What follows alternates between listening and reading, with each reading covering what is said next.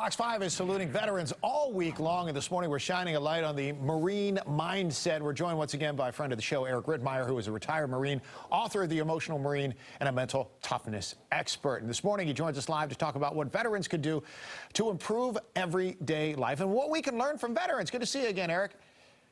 Steve, thank you for having me back. I got to say, happy birthday to my Marine. 1775, my Marine Corps came alive. Hoorah, Semper Fi, Marines. You know, I mentioned earlier, I give a shout out to the Marine Corps every single year because this would have been my mom's birthday as well. So they always coincide, and I will never forget the birthday for the Marine Corps. So thanks to you and your fellow Marines for all your service.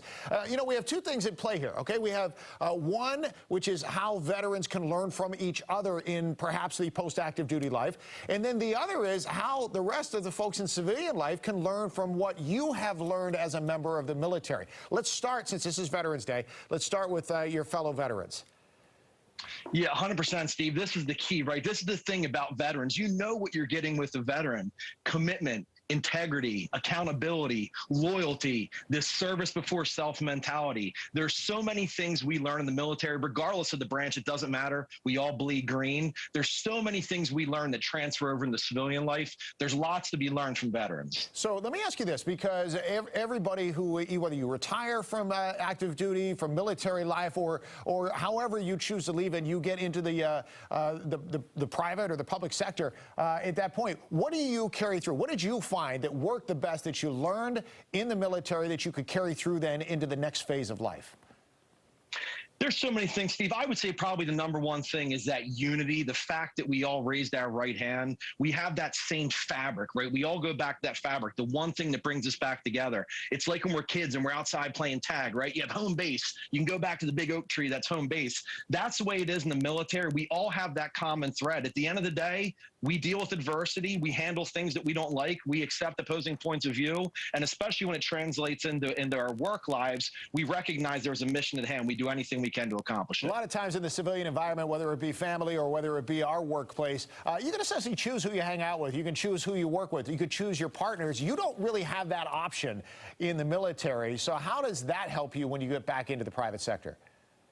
Yeah, you know, Steve, it's funny. I'm one of these weirdos that thinks that everybody should have to serve mandatory military service when you're 18. Doesn't have to be military, but I think it should be some kind of national service where you leave for 2 years, you work with people you don't know, you handle opposing points of view, you put your eyes on this mission that has to be done, and you find a way to make it happen. You want to change the whole trajectory of this country, require people to be put in those situations and recognize that at the end of the day, there are lots of things that bring us together that we have in common. Eric, you've done such a great job of motivating people, you know, since you started serving, to be honest. What was it for you, though, that got you in the first place? What changed in your life, for the good or the bad, that got you to say, this is where I want to take my life?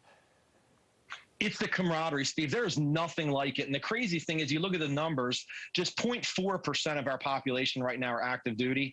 Only 7.3% are veterans. The camaraderie piece, I would say, was the most crucial part for me. I just love the fact any veteran you meet, it doesn't matter what uniform you wore. Again, we all bleed green. It's just this immense amount of respect for each other. And it's not just for military members. It's for everyone we meet. I just love the togetherness. And for those who did not serve but maybe want to help out, or honor those this week for Veterans Day, as a veteran yourself, what do you think is the best way that we can do that?